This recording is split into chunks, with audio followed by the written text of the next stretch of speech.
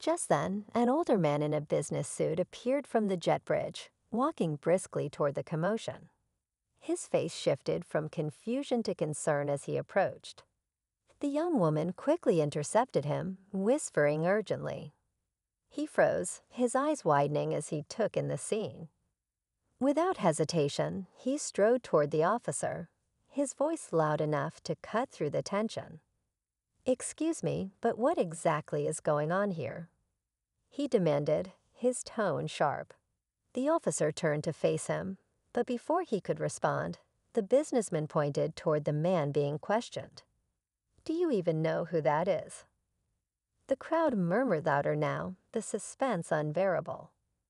All eyes were on the officer, whose confident demeanor faltered for the first time. The officer hesitated, caught off guard by the businessman's interruption. "Sir, this is standard procedure," he said, his tone defensive, though his confidence seemed shaken. The businessman narrowed his eyes. "Standard? Harassing a man who's done nothing wrong. I suggest you take a closer look at the ID you were so quick to dismiss." The officer glanced down at the ID again, his expression tightening as the name finally clicked. But before he could say a word, the young employee stepped forward, her voice steady despite her nervousness. "This man isn't just any passenger," she said, looking directly at the officer. "He's the owner of this airline." Gasps rippled through the crowd as the revelation sank in. The man, still calm, finally spoke again, his voice measured but carrying a weight of authority. "I was waiting to see how far this would go," he said. "Clearly, we have a problem."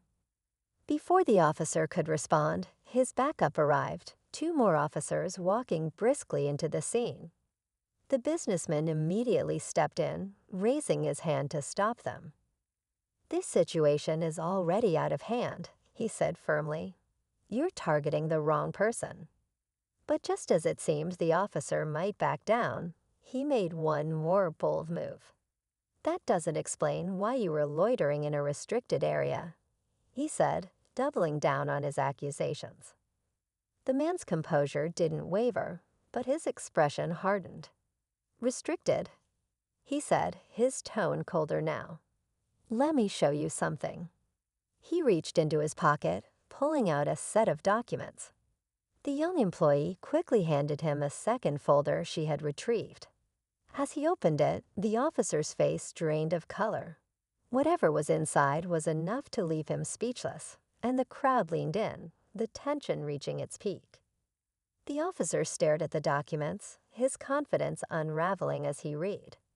The papers weren't just credentials. They were proof of the man's ownership of the airline. Every signature, seal, and logo confirmed his identity beyond a doubt. The crowd murmured louder now, their disbelief turning into a mix of shock and admiration. The man took a step forward, his calmness now carrying an undeniable authority. "You assumed a lot about me today," he said, his voice steady but sharp. "I wasn't in a restricted area. I was inspecting the operations of my Asterisk airline. But you never stopped to ask, did you?"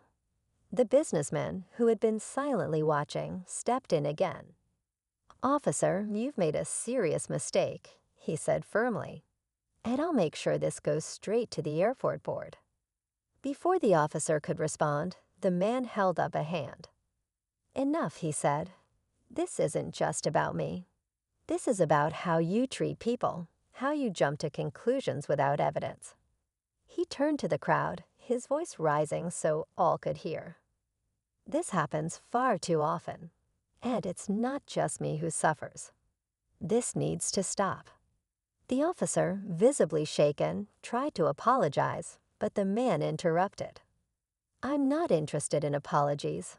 I'm interested in change." Just as the tension seemed to ease, a voice from the crowd called out, "Wait a second." A young man stepped forward, holding his phone. "I recognize him. He's the CEO, but he also started a nonprofit to fight for fairness in workplaces. I saw an interview about it last week." The The crowd erupted into applause, their initial unease replaced with respect. The man nodded at the young employee who had stepped in to help earlier. "Thank you for your courage," he said warmly. "That's the kind of leadership we need." As the crowd began to disperse, the officer stood there, humbled and uncertain. The man turned to him one last time. Today was a lesson for all of us. And with that, he walked away, leaving an unforgettable story behind. Hey there, welcome back to the channel. Today, we're diving into a powerful story you won't want to miss. Picture this. A tense moment at an airport, a white police officer making an arrest under some questionable circumstances, and the man he's targeting. Well, let's just say he's no ordinary passenger. What happens next will leave you absolutely speechless. This story is about more than just misunderstandings. It's a powerful reminder of assumptions, stereotypes, and how they can be shattered in the most unexpected ways. Stick around as we unravel this shocking airport encounter that's making waves and leaving everyone talking. Make sure to hit that like button, subscribe if you haven't already, and let's get into it.